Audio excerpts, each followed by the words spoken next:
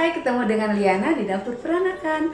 Pagi ini gue akan ngajak kalian untuk masak satu macam masakan yang sangat common di dapur Indonesia, yaitu capcay.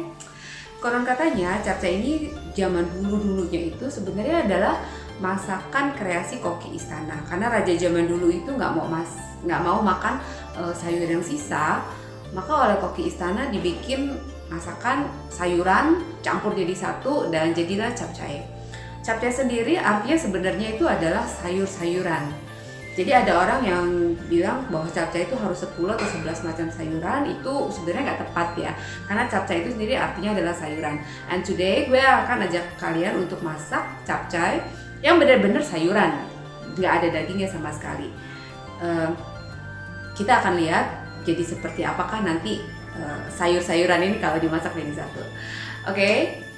Karena ini masakan zaman dulu, so today gue akan coba untuk masak dengan cara yang sangat zaman dulu, yaitu pakai tungku. Kita coba. Alright, ini semua sayuran yang gue temukan di kulkas dan di pasar. Ini yang unik, ini adalah akar teratai. Gue sih belum pernah ya masak capcay pakai ini, tapi kayaknya boleh dicoba. Dan brokoli, umum gak sih brokoli ada di dalam capcay? Gak apa-apa deh, kan capcay itu sisa sayuran, kita masukin aja apa yang kita temu. Sawi putih, ini ada tomat, ada yang suka tomat di capcay, ada yang enggak, tapi karena gue suka, gue masukin aja. Ini wortel, jagung muda, oke, kapri.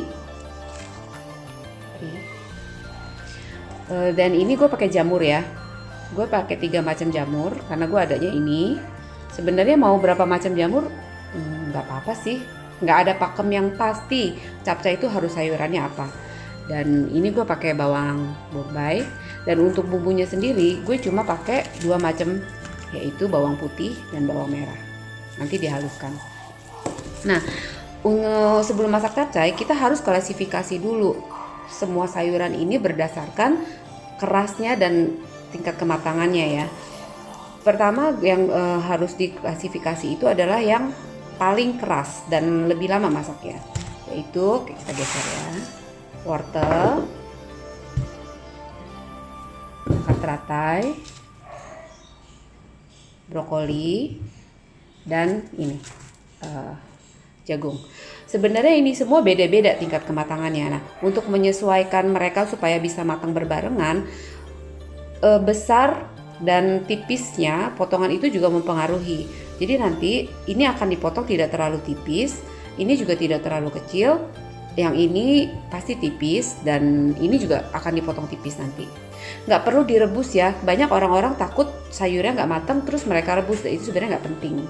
Oke, yang merupakan garnish adalah daun bawang dan tomat, so it will be the last, terakhir dimasukin, karena kalau garnish nggak boleh lama-lama.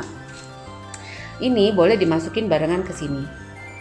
Oke, ini biasanya dimasukinnya setelah yang keras-keras ini setengah empuk, baru masukin ini. Boleh berbarengan dengan kacang kapri dan kacang kapri dan nanti jamur. Oke, let's start cooking.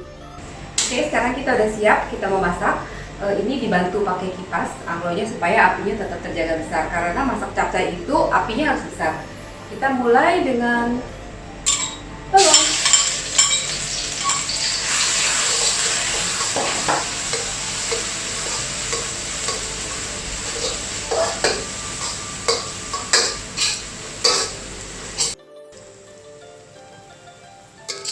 Ternyata memasak dengan anglo itu dia panas, tapi nggak secepat gas kalau mematangkannya ya.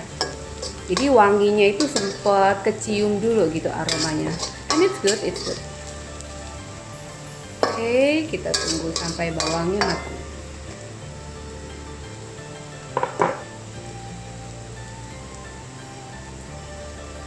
Nah, ini tadi udah gue pisahin ya, ini yang batch pertama, ini batch kedua, dan ini garnish terakhir.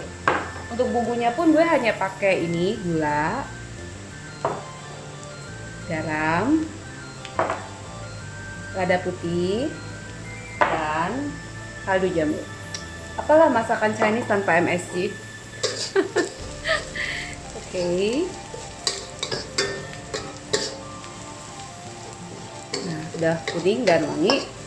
Sekarang kita akan masukkan batch pertama, yaitu yang keras-keras. Ini capcay ya, sayurannya kayak tricky ya. Kita ambil sedikit-sedikit aja, jadi banyak banget. Jadi make sure kalau masak capcay itu dihitung ya, berapa banyak yang mau makan. Jangan sampai over. Karena kalau dia udah dipanasin, kalau nggak habis dipanasin itu udah nggak enak.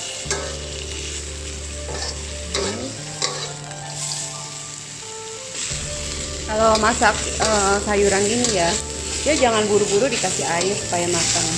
Gak apa-apa, pelan aja kita lihat. Nah, wanginya sudah kecium loh, beneran. Ini harum banget ini.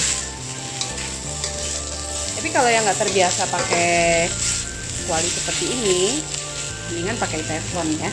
Sekarang kita kasih air sedikit. Oke.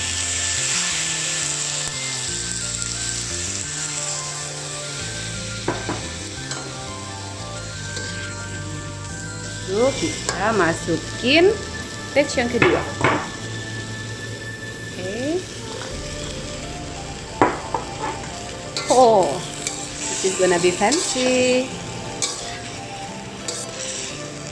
Banyak orang bisa memasak capcay ya, tapi sedikit sekali yang benar-benar menguasai tekniknya. Karena capcay ini kan hanya sayur-sayuran sebenarnya. Jadi pada saat mateng, sayurannya itu harus tetap kerasa crunchy-nya, segarnya, dan nggak boleh kalah sama bumbu. Karena banyak orang kan kasih bumbu banyak-banyak gitu ya, dan itu akan menutup rasa kesegaran sayurnya itu sendiri.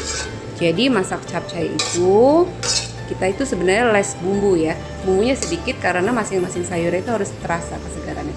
Oke, tunggu sebentar, kita kasih bumbu.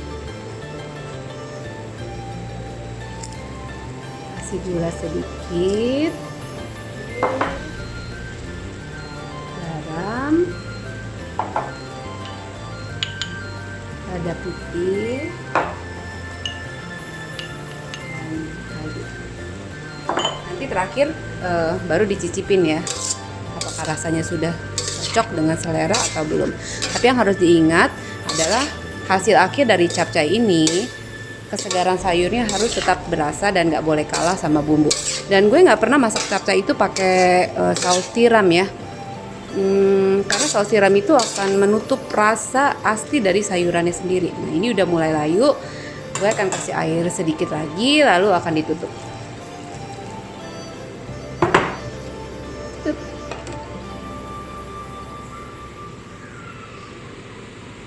Pada saat kita masak capcay, waktu dia belum matang banget, kita harus tutup kualinya itu supaya apa, terjadi proses steaming di dalamnya.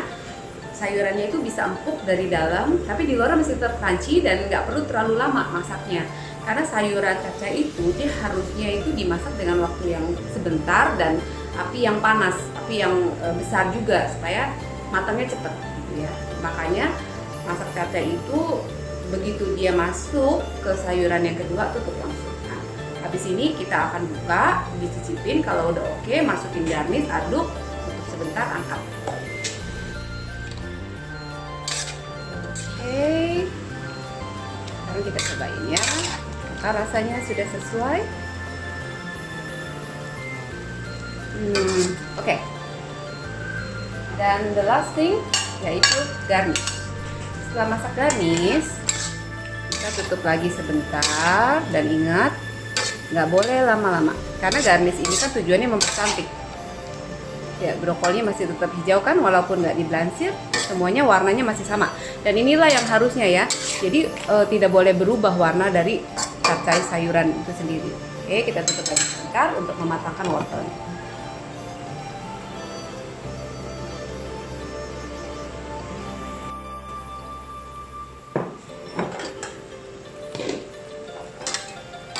Oke, dan wah, udah jadi capcay kita.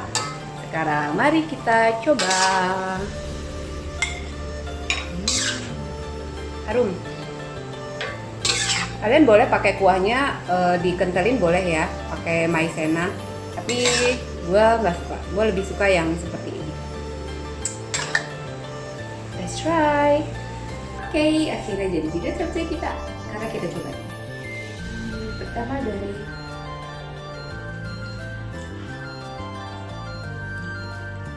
enak loh, ternyata ini apa akar teratanya.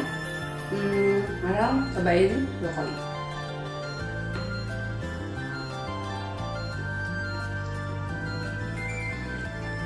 Rasa brokolinya masih crunchy, enak.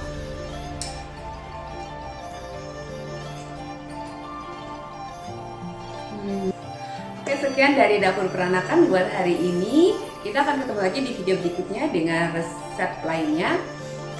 Satu hal yang mau gue garis bawahi dalam memasak capcay adalah kita bisa masak capcay dengan gaya apapun. Maka di beberapa daerah gue menemukan di atasnya dikasih telur ceplok. Karena capcay itu sangat customized, boleh dimasak sayur apapun, gaya apapun. Cuma pastikan pada saat kita masak capcay, tekniknya harus benar, yaitu memilah dulu mana sayuran yang harus dimasak terlebih dahulu dan mana yang terakhir. Dan proses pemasakan nggak boleh lama, secepat mungkin dengan api besar dan bumbu yang sangat sederhana supaya kesegaran sayurannya itu tetap bisa keluar dan terasa. So, selamat bereksperimen. Kita ketemu lagi di next video and bye-bye.